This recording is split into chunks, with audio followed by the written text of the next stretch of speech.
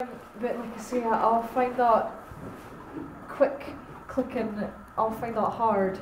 You get it. You've done it. Hopefully you've done it. The reason I did it that way, we've seen a lot of horses who, because it's the beginning process when you teach them, who they think manners is mug, turn my head away. Yes. And you must have seen this in dogs too. Yeah, you set up a chain. Set up a chain unconsciously. Mean to. Yeah. And so all you have to, at some point, to tidy it up, you have to do what we've just done. So obviously trying to get it just done at the beginning. Yes. Now she seemed to me to be getting it pretty well. Yeah. So maybe if you come out, later on this evening and have another go. Now for practice yourself at the moment, I would probably do one behaviour at a time. Yes. And do this in and out, and that's good because you're reinforcing the clicking, not clicking. Doing some of those things with the manners.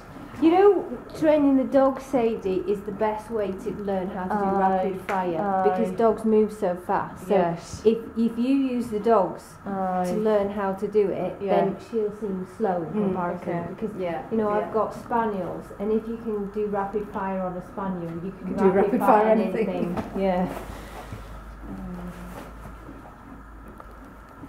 But I like that because it didn't give her a chance to be wrong. Yeah.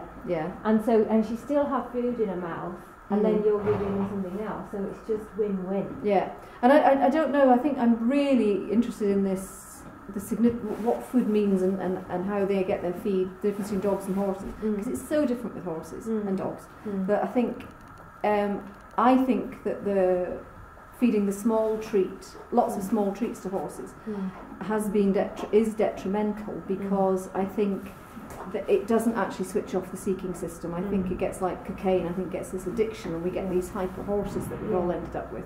And I think what we're finding is if you do it this way and you give them a nice big handful of treats, so they're chewing a lot of the time. That's much more natural, and I think it switches off the seeking system because that's what.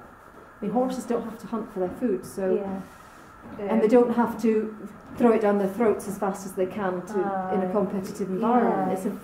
Food is a very different thing to horses. And what I think the reason why we've all learned not to hand feed treats is because what we've discovered in clicker training is that if you do it that way, you get what you got, very hyper horses very quickly. And we've all had to learn how to de-hyper our horses. I had a shutdown horse, but with the other horses that we've had. And so this is why there's sort of short sessions, but where they're almost chewing a lot of the time, seems much more natural. Sorry, you were. I was away. It says, was there anything you could see that I was doing wrong? That when I'm practicing myself, that I'll just have to sort of check to myself. Oh, watch! I'm not doing that wrong. I think the biggest thing you're going to have to try and remember to do is to feed with your outside hand. Because you're going to do the horse was coming in to me. So I was drawing the horse in. So be aware that. I think it helps if you remember to move your body as well. So if Rachel's the horse, and so if you think about it as a wanting the horse to come to that space, remember where you're. Well, you're a horsewoman. You know the space you like your horses to give you. Don't give up on that rule, whatever your personal particular rule is about where you like your horses to be. I mean, some people really do like their horses on top of them. I don't. I like my horses to be an arm's length away. Yeah, I've got cat as well. And I don't. So if they're coming in on me like this, then I am going to feed my feed out there so that they're going to step back. I think thinking about the food placement as part of it, so you're using the food placement to set them up for the next behaviour. So that's a good way. You feed where you want the perfect horse to be. So if the horse has crept in a bit, you're saying, okay, well, that's where I want you, and you're setting them up for the next one. So it's part of the training process where you're feeding. Because I'm going to come back and I'm going to be like, You are, but just chill. I think just chill. I think I do will. short sessions. If you can video yourself, it's really helpful. But we don't all want to do that. It will be good now that Sadie's doing it because we can work together. Because I've had no one to work with all this time, so now we can work together and we can. Well, it's going to be great because I can watch Sadie and she can watch me, and it means that we don't have to just wait for your visits and yes, or I mean, and if you join Clicks College, you can have video lessons and send videos in, so what's going wrong, but it's fine. A lot of it is going to go wrong, because you're learning and they're learning. It's a learning process. Yes, it's trial and error. And if I do get it wrong, it's no big deal. We can correct it. All can be corrected, and you can actually. If it really starts to go, you feel I can't stand this, just put the clicker and the bum bag away until you get help. Don't, you don't have to do this. It's not 8 out of 10.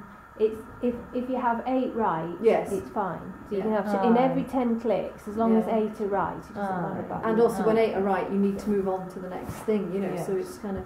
So what I'm suggesting is that with her, you do little sessions almost like we did, where you're focusing on the hand touch and feed delivery, and so where her head is, as you said, placement, and then you're focusing on the target touch and perhaps getting her to move a little bit with the target touch, starting to move her feet like he was doing, and you're doing the manners.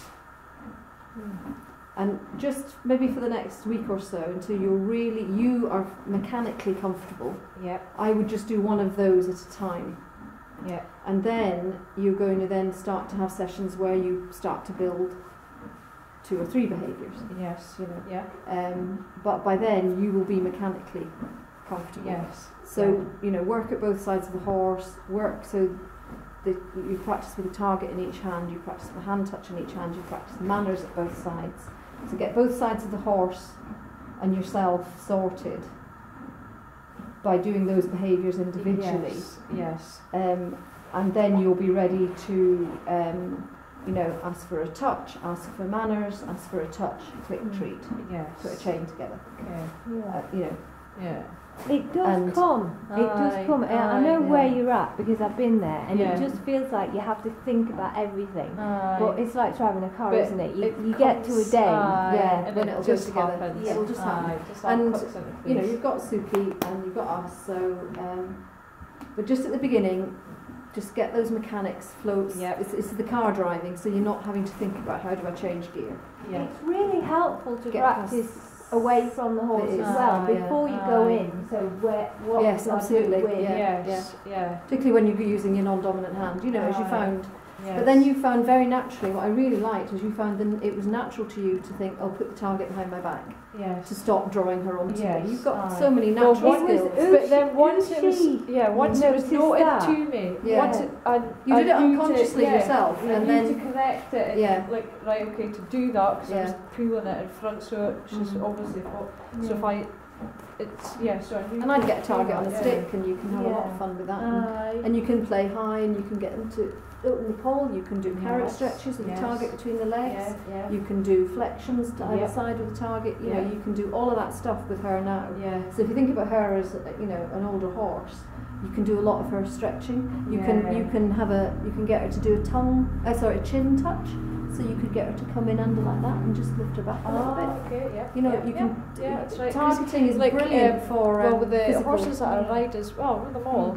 I do tend to, every now and then I will get them to stretch round with their carrot stretches. Carrot stretches, round and then round this side, and then down. So the car, so I like, and I think the clicker, your target and things. Well, I like the clicker for carrot stretches better because they're not doing that thing with their mouth, they're coming around, so you can actually be a little bit more precise because they learn to touch the target and they're not going, I've got to get it, you can actually, I think, and you can teach them duration, so they hold it for longer and things, and they still get their carrot. I've used it a lot for opening and closing the pole and doing flexions and things. So all of that she's got now. So you've got a mountain of things you can play with the target. That's and you'll go on the internet, talk to Suki, whatever, join our group if you like, and you'll get a million one ideas because you can do so much with targeting. That's right. Do you mind if I just fire my horses out? No, not at all. No, fine. I'll get them out.